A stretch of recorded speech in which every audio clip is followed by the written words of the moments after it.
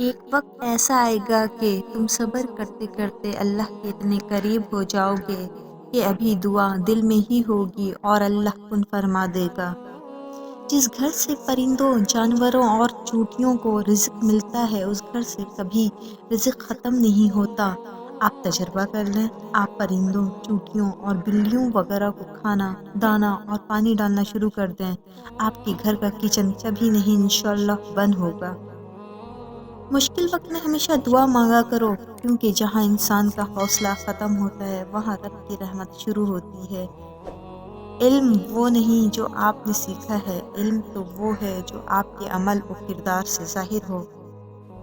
انسان کو اچھی سوچ پہ وہ انعام ملتا ہے جو اسے اچھے اعمال پہ نہیں ملتا، کیونکہ سوچ میں دکھاوا نہیں ہوتا۔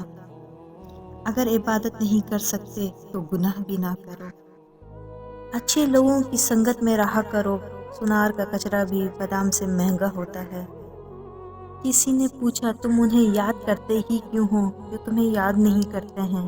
تڑپ کر دل بولا رشتے نبھانے والے مقابلہ نہیں کرتے۔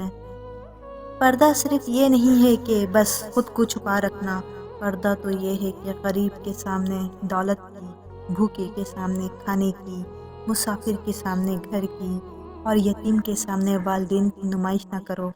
اور پردہ یہ بھی ہے کہ لوگوں کا حرم رکھو، ان کی کمزوری کسی پر عیاں نہ ہونے دو اور کسی کی ذاتی زندگی پر نظر نہ ڈالو۔ انسان سب کچھ بھول سکتا ہے سوائے ان لمحوں کے جب اسے اپنوں کی ضرورت تھی اور وہ دستیاب نہیں تھے۔ محبت کے لیے بھیک مت مانگو، محبت دینے والے بنو۔ خوبصورت لوگ ہمیشہ خوبصورت نہیں رہتے، لیکن اچھے لوگ ہمیشہ خوبصورت اور اچھے ہی رہتے ہیں۔ بات ہمیشہ تمیز سے اور اعتراض دلیل سے کرو، کیونکہ زبان تو حیوانوں کے منہ میں بھی ہوتی ہے مگر وہ علم اور سلیقے سے محروم ہوتے ہیں۔ بد دعا صرف الفاظ نہیں ہوتے، جس کو دکھ دو اس کی آہ بھی بد دعا بن جاتی ہے، اور رب بہت انصاف کرنے والا ہے۔ لباس قیمتی ہو یا سستا کردار کو نہیں چھپا سکتا، اپنے کردار کو اچھا کرو، ہر لباس میں اچھے لگو گے۔